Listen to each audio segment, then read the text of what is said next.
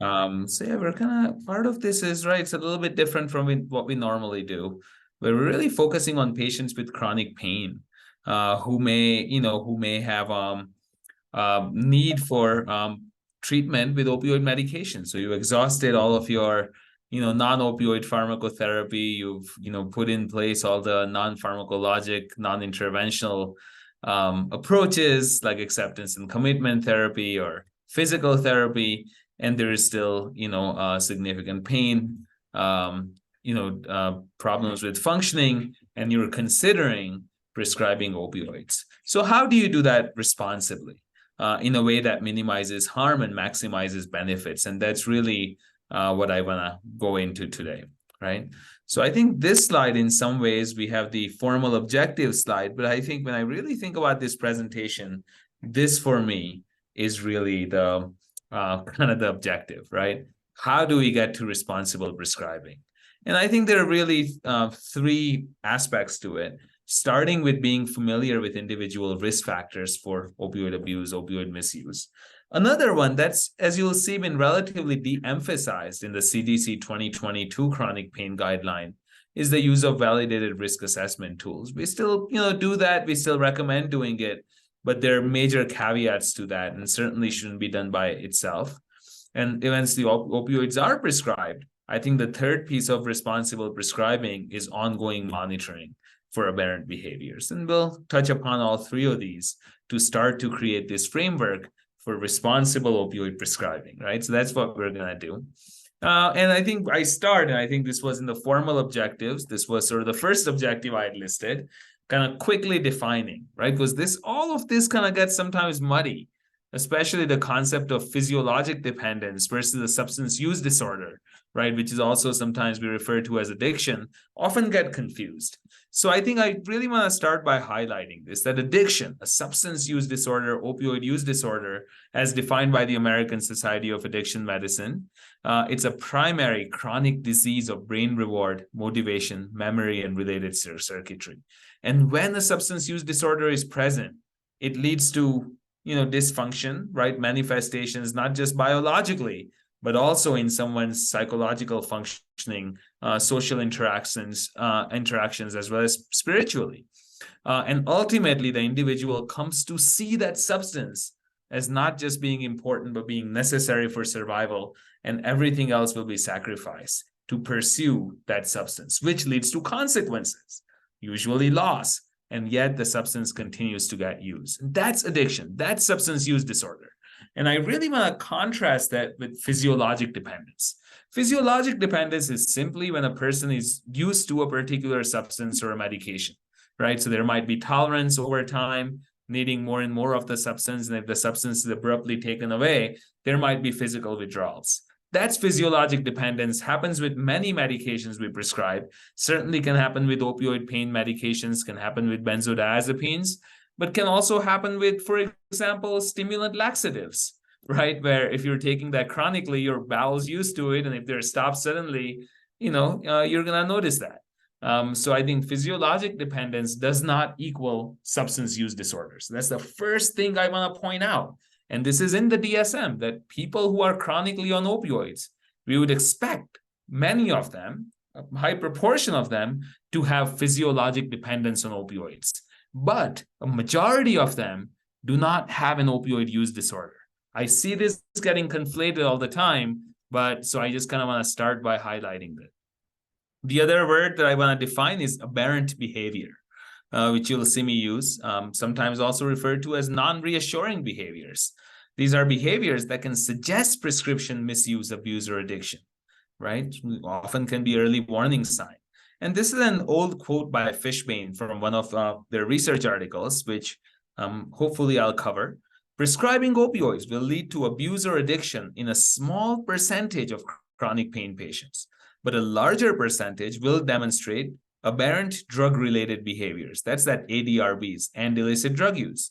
These percentages appear to be much less if chronic pain patients, that's the CPPs, are pre-selected for the absence of a current or past history of alcohol or illicit drug use or abuse or addiction. So let's break that down. So how common is addiction, right? to people who are prescribed opioids chronically. The data ranges, it's all over the place, from like less than 1% all the way to 80%. But there are some good reviews we have at our hand. One, some of you may recognize, done by Kevin Bowles here at UNM from 2015, who was one of the premier researchers in this area, did a meta-analysis looking at 38 studies and really said that average rates of opioid addiction, right, opioid use disorder in people prescribed opioids for chronic pain was about 10%. I think the exact number was right around 11%. So vast majority did not develop with opioid use disorder. And average rates of problematic use were 21 to 29%. So the kind of the aberrant behavior rates were higher, about 21 to 29%. Similarly, this other study from 2013 placed the median prevalence of opioid use disorder at just about 5%. And the CDC in their 2016 guidelines really kind of defined it, right, as 0.7% with a low daily dose of opioids and over 6% with a higher daily dose. So they actually pointed out, and they've pointed that out again in 2022, that there was a correlation. The higher the dose of opioids prescribed, the higher the risk that someone is going to go ahead, develop potentially opioid use disorder. So that does seem to be dose dependent. And in the 2022 guidelines, they again reviewed this data and reporting that, using DSM-5 criteria, that moderate to severe opioid use disorder, which, in the old Kevin Bowles study, for example, would be the opioid dependence diagnosis, was right around 10 to 11%. But mild opioid use disorder, right, was much higher in the 20 to 30% range, which, I think the Bowles study kind of called the problematic use, right? So pretty consistent over time. So I think that's the, right? So about, again, 10% going on to develop a substance use disorder, moderate to severe, but about 20 to 30% really developing problematic use, mild opioid use disorder. So it's not insignificant, right? Kind of moving forward. So in newer literature, really over the last 5 years or so, this concept has emerged called complex persistent dependence. This is that 20 to 30%, right? Who maybe don't have kind of full-blown opioid use disorder. They don't have the consequences, but we should be concerned, right? Where there is high levels of pain interference. They're starting to display some aberrant behaviors, right? They're increasing their opioid doses. Remember, higher the opioid dose, the higher the risk. And that's across many studies. Significant psychiatric comorbidities. Often they might be unable or unwilling to taper their opioids, and their functioning is declining. That's one of the key, right? That increasingly, when we're talking about chronic pain and how we treat it, we're looking at functioning, the functionality, as opposed to just the 1 to 10 visual analog scale of the pain.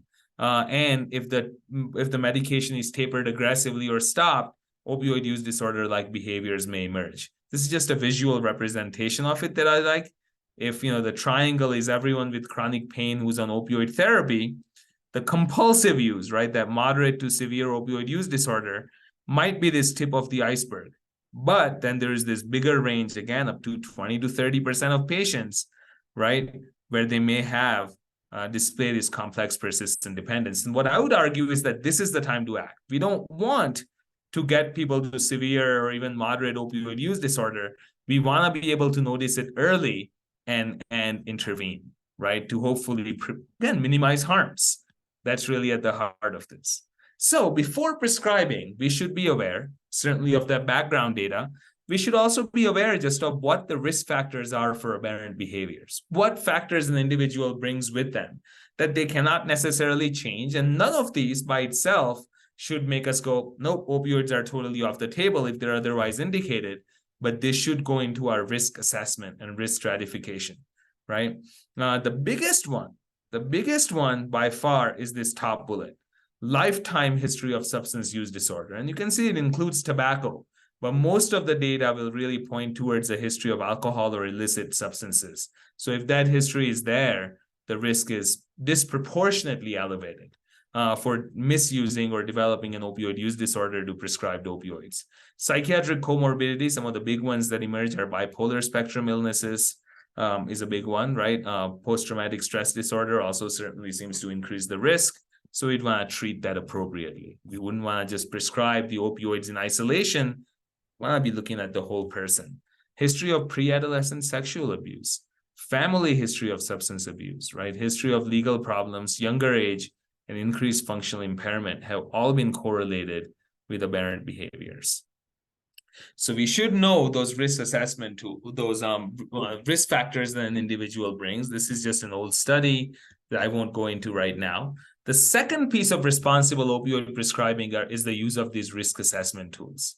There are several of them out there, and the 2016 guidelines, the CDC guidelines in particular, really stress the use of these risk assessment tools. And at UNM, I know at the UNM pain clinic, they were and still are, I believe, using the SOAP-R. No financial arrangements. I should have said earlier, I have no financial disclosures to make, no funding, no pharmaceutical funding or anything like that, or from the developers of these scales.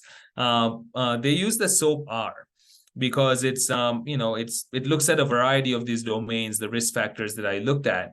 And you can see that if someone scores over 18, it's about 81% sensitive and 68% specific.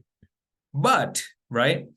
So I'll come back to my but in a second. There is also the COM, which is the continuing opioid misuse measure, which is designed to be used for patients who are already being prescribed opioids. So really in the past, we used to really stress that if you're prescribing opioids to someone, you should be doing that at least every 3 months or so when you do a treatment plan review to make sure, that people are taking the medications as prescribed. I think it's still a good recommendation, but the 2022 CDC guidelines made some major caveats about using screening tools.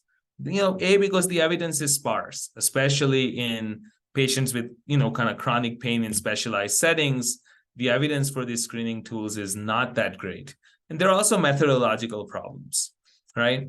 And this was the but that I was going to give, the big sort of a caveat, that if you look at this, what we're really concerned about with something like SOAP-R, which we're administering before someone starts taking opioid, isn't so much the sensitivity and specificity, but the predictive value. How well can we predict, right, that someone is going to misuse the prescribed opioids?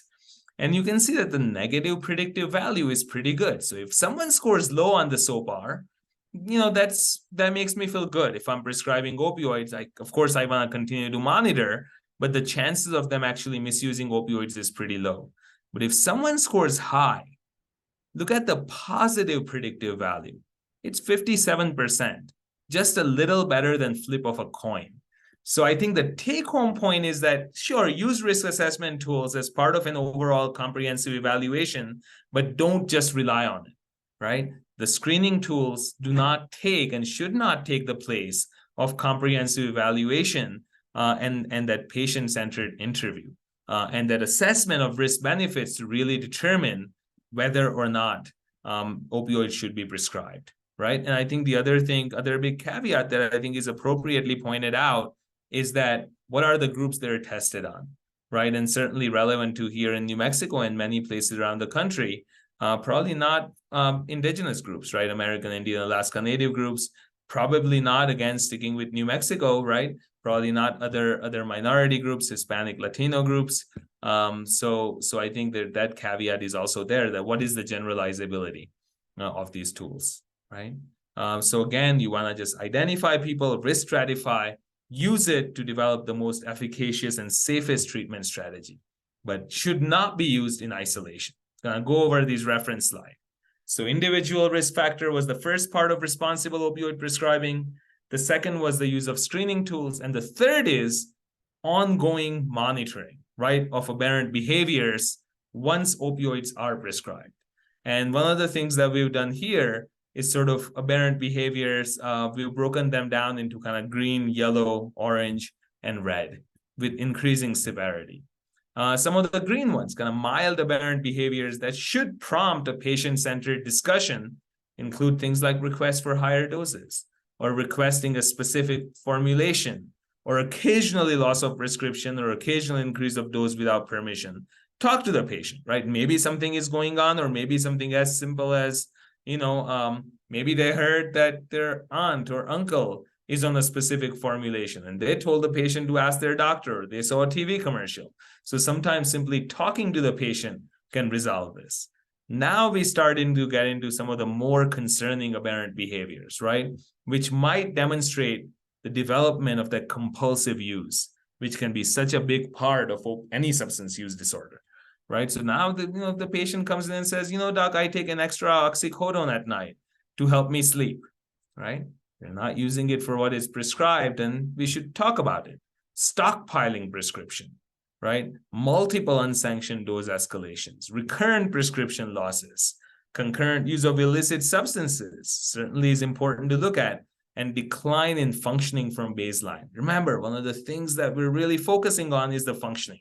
And if despite our treatment, the functioning is worsening, I think that's very important and should not be ignored. Maybe this is not the appropriate treatment plan. And finally, I think these are what I consider at least the severe aberrant behaviors. Continual escalation of dose, seeking prescription from other providers or emergency room, stealing drugs, buying them off the street, and then kind of maybe even the maybe we should really consider stopping the opioids right now instead of tapering, which is diverting or selling prescriptions, forging prescriptions, injecting oral medications, which can be so dangerous, right? And I think this is when we probably would want to just stop prescribing the opioids because the risk is so great. And I would evaluate, do they actually have an opioid use disorder, right? Because if they're diverting or selling the prescriptions, they may or may not have an opioid use disorder themselves. If they do, that's where the evaluation comes in. Then my strong recommendation would be just switching them over to one of our medications for opioid use disorder. And that should be done in a very timely manner. It's all about balancing risks and benefits, right? That's really what it comes down to: functioning, side effects, and safety. That's really what we're looking at. And I like this slide. It's adapted from an old presentation by Alfred. Judge the treatment, not the patient. It's not up to us to say, do the benefits, it's really appropriate for us to say, do the benefits of this treatment outweigh any side effects and risks of harm to the patient or the society? Not up to us to say, is the patient good or bad? Or does the patient deserve pain meds? Or, should they be punished, rewarded? And this is, so we gotta have that patient-centered decision-making, because without that, it can be really confusing to the patient. This is the obligatory cartoon where, there are all these stacks of regulations and paperwork, and the doctor's going, too many people are dying, the situation's out of control. I kind of thought they were helping you, but right now I have to stop your Lortab pills. And the patient's going, what did I do, right? Totally not a patient-centered discussion. This is kind of what we want to avoid, right? Balance the benefits and the harms. Because if the patient is previously stable and required to taper, just based on some arbitrary number by itself, without that individualized risk assessment, right, there are some potential bad outcomes, including polypharmacy, we might have to refer them to pain specialists, which may be hard to access in many parts of the country. Maybe invasive procedures, medical or mental compromise, ending of care relationships, or even things like suicidal ideation, illicit drug seeking. A number of articles have now suggested this, right? This is one from General Hospital Psychiatry a few years ago: suicidal ideation and suicidal self-directed violence following clinician-initiated prescription opioid discontinuation among long-term opioid users. More recent study, I believe this is, the JAMA study from 2022, I want to say, looking at a large sample, and among patients who were on stable long-term higher dose opioid therapy, when even they were tapered, I believe in this study was over 15%, there was significant association with increased risk of overdose and mental health crisis. So this really ought to be done. And this is yet another study showing small absolute increase of risk of harms associated with opioid tapering compared with a stable opioid dosage. Again, this doesn't mean that we don't taper, but what I'm really getting at is that it's gotta be a patient-centered decision that balances benefits and risks. And we manage the risk using universal precautions. Everyone is at risk, And we do these things to mitigate the risk. We assess their functioning. We follow up with our patients, right? We use opioid agreements, which can take some time up front, but can save a lot of time down the line by setting the expectations right off the bat. This is what I can expect from you. This is what you can expect from me. And these are our exit plans, exit strategies. Monitoring urine tox screens, the usual things, right? Prescription monitoring programs, pill counts, frequent check-ins for patients who might be at higher risk for misuse. And these are just some reference slides here. And we always want to be managing the aberrant behaviors when we see them within the practitioner-patient relationships. Just some practical questions. If you notice something that's maybe not reassuring, what to ask the patient? Were you confused about how to take the prescription? Or did you think more pills equals more relief? Maybe the patient was more active and took more pain and had more pain, so took more medications, or maybe they're depressed or anxious and the drugs made you feel better. All of these open the conversation and then allow us to maybe give some evidence-based recommendations. Well, did you know that we have some wonderful treatments, both medications and psychotherapies, that might actually help your depression in a safe way, right? And these are the questions to ask ourselves. According to the SAMHSA Treatment Improvement Protocol 54, has the pain condition progressed? Is there a new pain generator? Is there an underlying psychiatric disorder? And have you set and followed limits and rules? Limits are important. Rules are important, right? And generally, when we notice aberrant behaviors, we want to start increasing the intensity and frequency of our intervention, of our monitoring. But if these aberrant behaviors continue, despite that increased frequency and intensity of monitoring, I think it may be time to consider tapering the opioids. And ideally, remember, tapering opioids is not abandoning the patient. The two, we often worry about that, but tapering opioids, I think when we're doing it for safety, that's not abandoning our patients. We start implementing other treatment strategies, right? Both pharmacological and non-pharmacological, while tapering the opioids. And this is a quote from this article by Dr. Joanna Sterles. The decision to taper opioids should be based on whether the benefits for pain and function outweigh the harms. That takes a lot of clinical judgment. It's individualized and nuanced, and we can't codify it with an arbitrary threshold. And again, when we see those severe aberrant behaviors, so the patient has opioid use disorder, I think it really is time to consider just stopping the opioids even without a taper.